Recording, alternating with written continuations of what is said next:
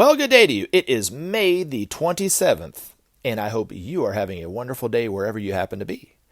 Now, if this is your first time ever listening to Search for Signs, I do want to welcome you to this channel, and I also want to introduce myself. My name is Gary Willing. But what do we talk about here? Well, we talk about the emergence of Maitreya and the Masters of Wisdom. We take a deeper look at why are the Masters returning now to the everyday world after really being away from the public eye for eons. In fact, for so long that the very history of these masters, the truth about these masters, has been long been forgotten about by the vast majority of humanity. But why are they coming back now? Why is it important that they're doing this at this particular time? And of course, what does it mean for you? Now, the what does it mean for you portion of this, I do want to say this before I get into it. It is natural, and I understand completely, when someone approaches this information from a religious point of view. Now, I don't particularly look at this channel as a religious or spiritual channel. I mean, it's spiritual, but it's not really religious. It's spiritual in the sense that everything is spiritual, but it's not my concern or my intention to try to get you to change your belief on something. In fact, it's quite the opposite. My intention is simply to tell you about this information. Now, my hope, and I'll be transparent with you, my hope is that each and every one of us that hear this information, especially for the first time, will have a little bit of an open mind about this information. Perhaps start to investigate it for ourselves. I have links in the description of each and every one of these videos where you can kind of get started by researching some of this information, the background information about the Masters, about Maitreya. I do recommend starting with the Share International website that is in the description too. You can read about the priorities that Maitreya has for humanity, his call for peace, the need for each and every one of us to see what we can do to bring about justice, bring about peace, to help end hunger and that kind of thing, to help save the environment. And then if you want, you can even see images of the miracles that I've been talking about on this channel for ever since I put these videos up, and see images of them, and see that they've been happening to not only just the Christians, but they've also been happening to people who are practicing Islam in the Middle East. Hindus all around the world, Jews in Israel, Buddhists, and even people of no real particular religious faith are experiencing these miracles. Now, you might not see them as a miracle after seeing these images or seeing the videos and so forth about these miracles, but you can't help but say to yourself, there's something strange going on, at least, because these miracles have been going on all around the world and have been for decades. And really, I don't see how anybody could fake it, but you might think that they're fake or whatever. But in the end, the people who are experiencing these miracles firsthand and have seen them firsthand and experienced the healing qualities of some of these miracles, perhaps, are being left with a greater sense of hope. And so therefore, if the hope is for each and every one of these religious groups and people of no particular religious faith, then it is true to say, like I always say in most of my videos, that the hope for mankind is for all of mankind, which is another way of saying that we are one. Now, if you're religious, doesn't matter what your religious viewpoint is, it is also true to say that within the writings of the teachings that you are reading, is also the truth that we are one. Now, Jesus even talked about how to live and how to help manifest that oneness in our own lives. It's missed by a lot of Christians, but, what you sow shall you reap. We always use it when we point our finger at somebody else, but we hardly ever look at how do we manifest that moment to moment in our own lives. The teacher is coming back along with these group of masters to teach us just that, how to live harmlessly.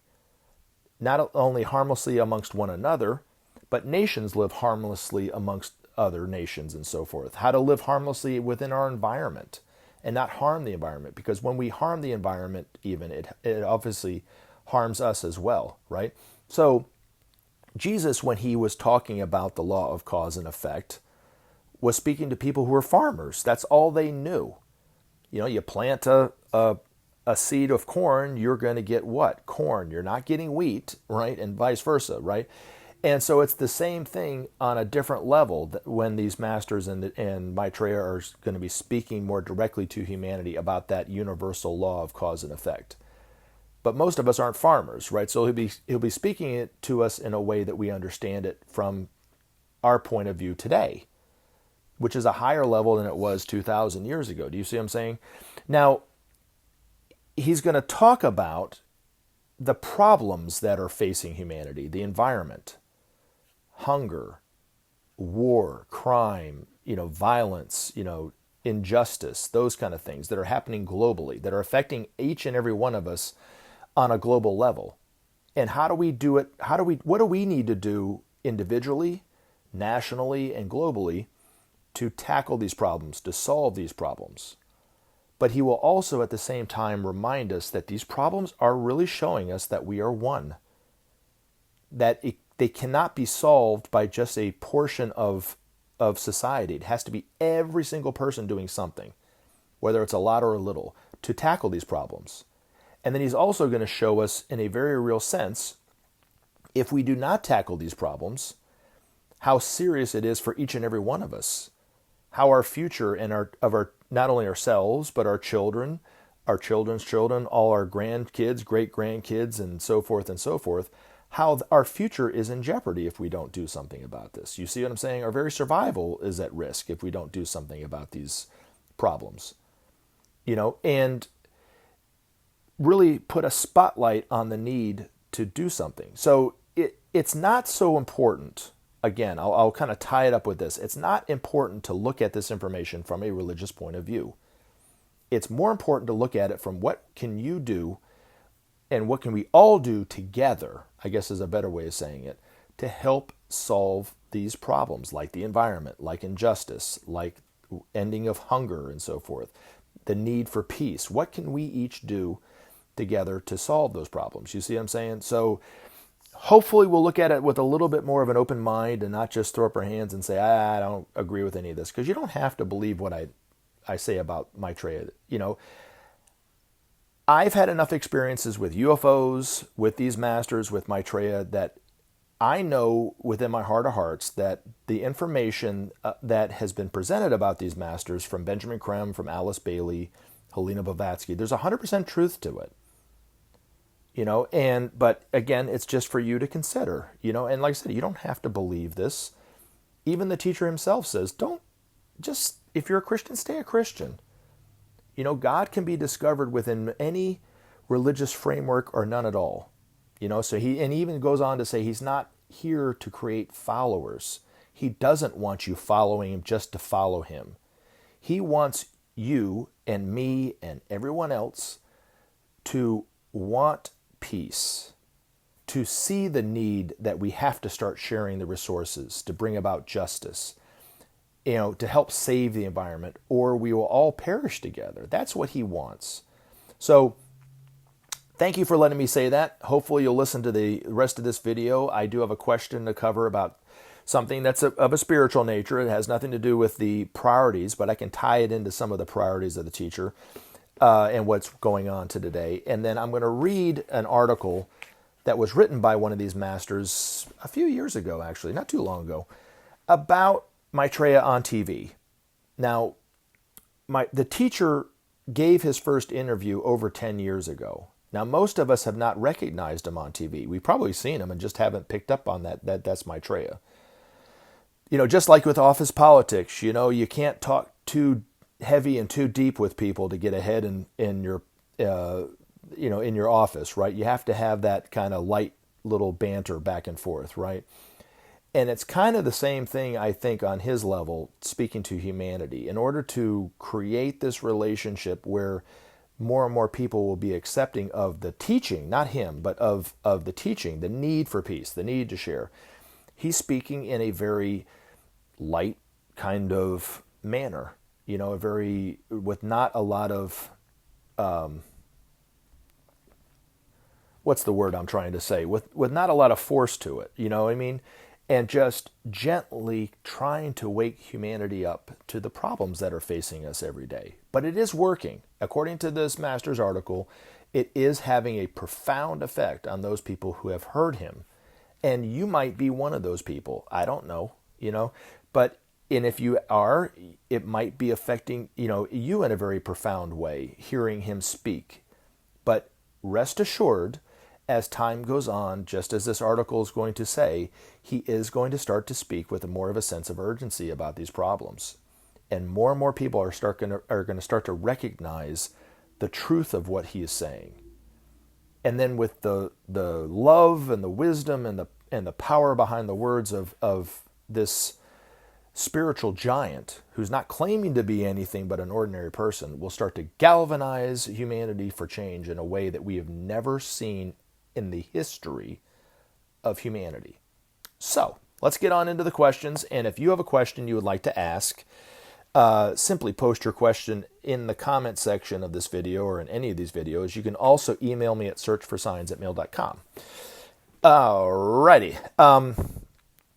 This question says, I was wondering what your thoughts were of the ancient world, that is the pre-flood ice age world of Atlantis.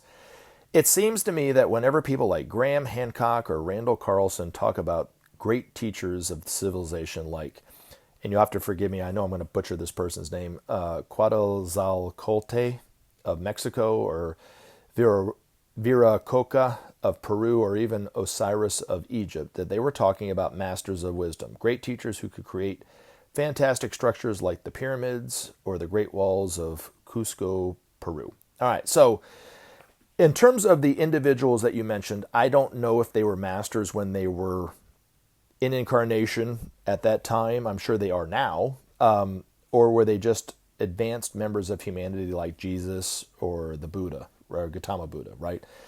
But I'm sure they were working with the masters on some level.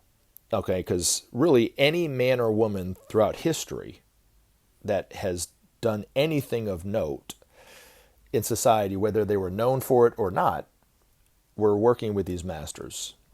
And these masters have been hidden away for eons and eons and eons. And it really relates to Atlantis in a lot of ways. And we're going to talk about that. And I'm glad you kind of brought it up, even though it would seem like it's something that doesn't really pertain to today, but it actually does. Okay, so, but were these masters themselves? I don't know. I probably not. They were probably very, very advanced. Since you asked for my thoughts on it, right? But how does Atlantis relate to today? Well, just like the truth about these masters, the truth about the ancient continent of Atlantis is really nothing but a myth to most people. But from the Ageless Wisdom Teachings, there was a continent. It wasn't a city. So when you watch news programs or history programs about the possibility of Atlantis, they always refer to it as the city of Atlantis, but it was actually a continent. It was about as big as the United States, really, from what I've seen in a map. But it was nestled right there in the middle of the Atlantic Ocean. It's totally underwater now.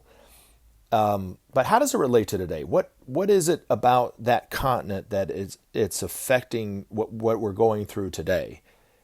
In a lot of ways, almost everything that we're going through today is a kind of a resurfacing or a reincarnation of what happened during the Atlantean times, toward the tail end of the Atlantean times, really.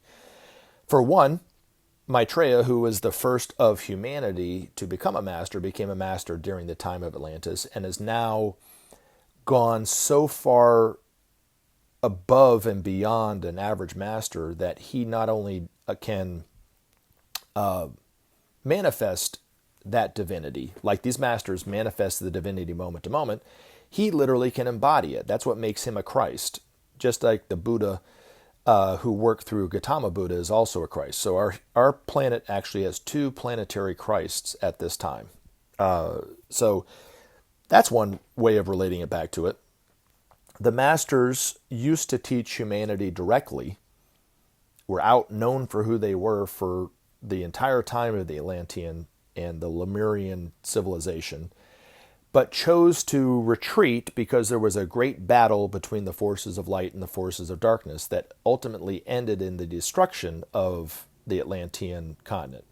Depicted in the Bible as the Great Flood during the time of Noah. And Noah was one of the masters of wisdom who was warning of the impending destruction of that continent. Some people listened, some people didn't, and the end result was it eventually sunk. But it was because humanity was used almost equally by the forces of light and the forces of darkness. Now, how does that pertain to today? Well, that ancient war resurfaced again some time ago during the time of World War I and World War II.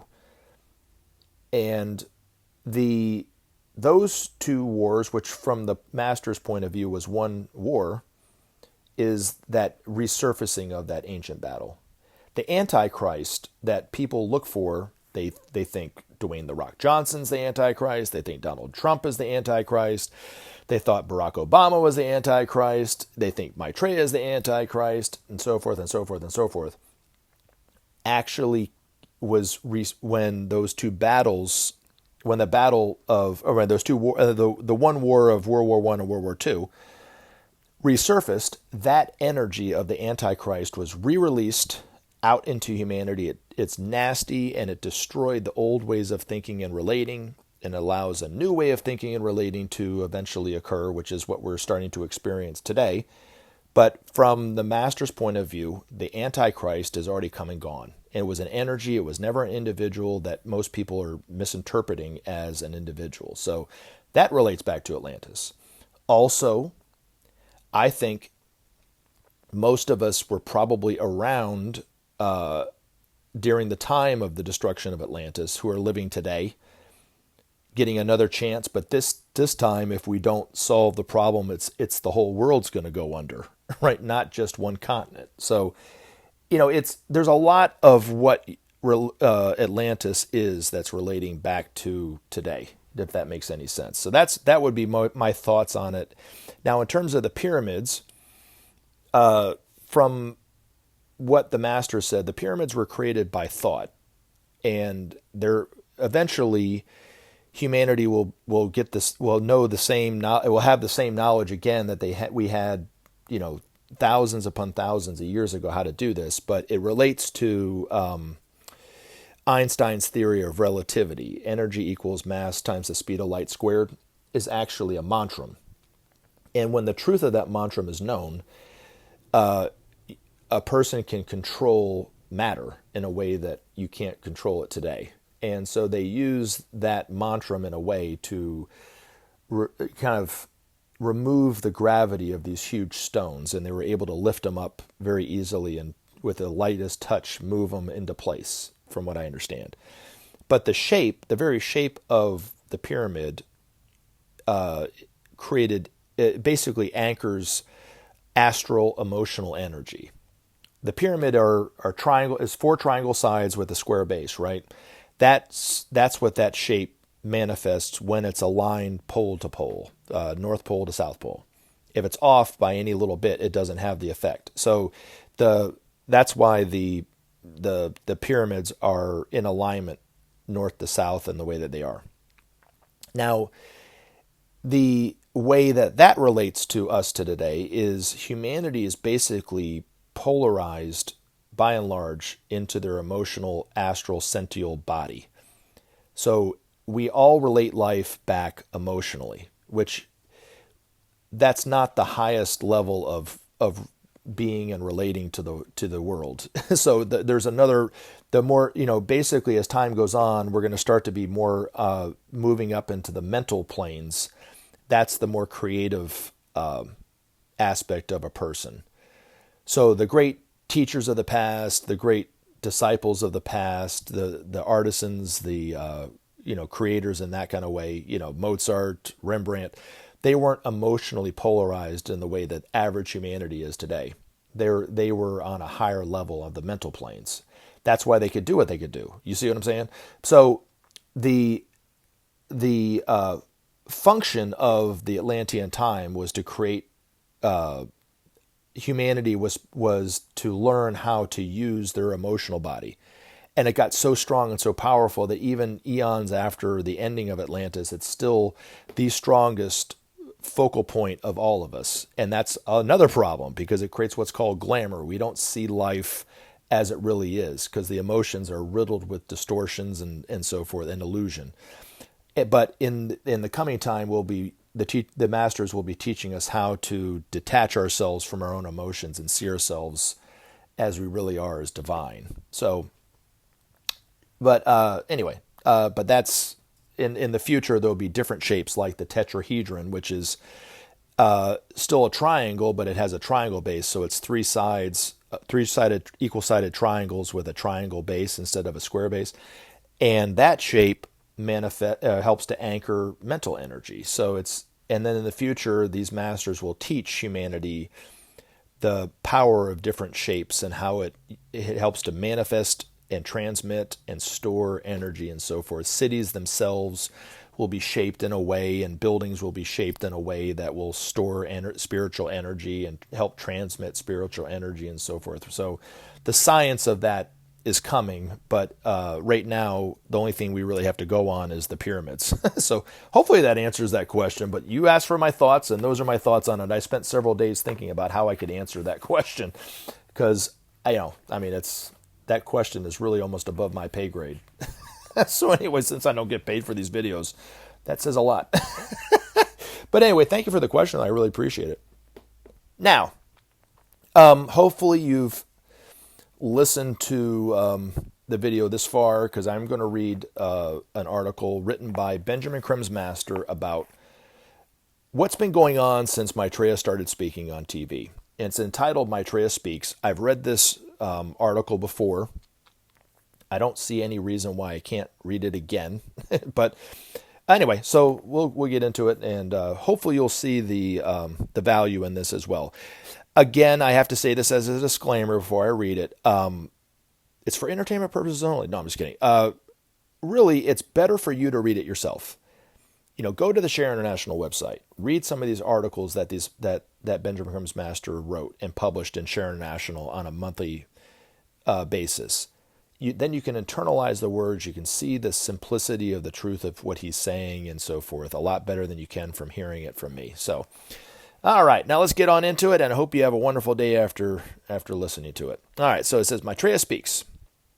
With every week that passes, the words and thoughts of Maitreya resonate in the minds of millions of people who know not the source of these inspiring ideas and hopeful concepts.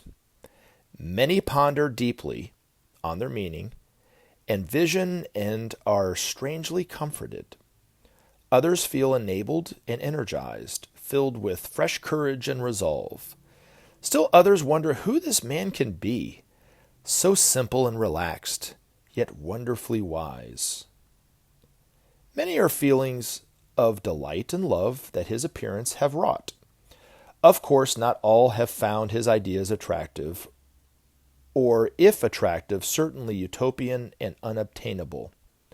Large numbers are cautious and slightly anxious, fearful that he may be the one they have been taught most to fear, simple and unassuming, wrapped in an aura of goodness and love.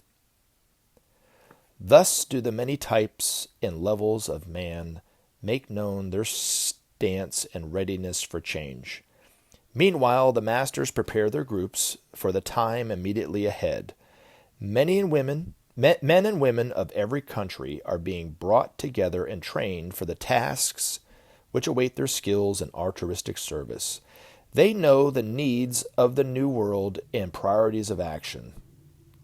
Service is the key. When the call from Maitreya and men everywhere rings out, these valiant ones will arise in thousands to meet the challenge. Thus will begin a movement which, gathering momentum, will soon cover and remake the world. The needs of every aspect, one by one, will be addressed. The feeding of millions, starving or near, through the production and distribution of food, the slow asphyxiation of humanity by deforestation, the overcoming of global warming, the ending of the invisible peril, the ending of the political and economic impasse, the resolution of left versus right political systems, Each of these enormous tasks requires solutions. Each is urgent, but the priorities are that no one should go hungry in a world of plenty, and that our planet is sorely in need of succor. Soon the impact of Maitreya's ideas will begin to be seen. Already many worldwide respond to his influence directly or otherwise. More and more the impact of his thought will clarify the tangle of interest which today takes center stage in public debate. And the needs of every man and family will emerge as the central core of humanity's problems. Even now, in many countries, there is emerging a new sense of the need to rethink everything, root and branch, and the concepts of sharing, justice, and fairness are growing apace. As the scope of Maitreya's appearances widens, these ideas can only be expected to flourish and grow. Thus, the consciousness of men is awakening and moving in the direction of right relationship. Thus, simply and calmly does the great Lord work to purify and sanctify the affairs Remember to take of men. action and help SOP save our planet. Thanks for listening, and we look forward to talking to you again in future videos.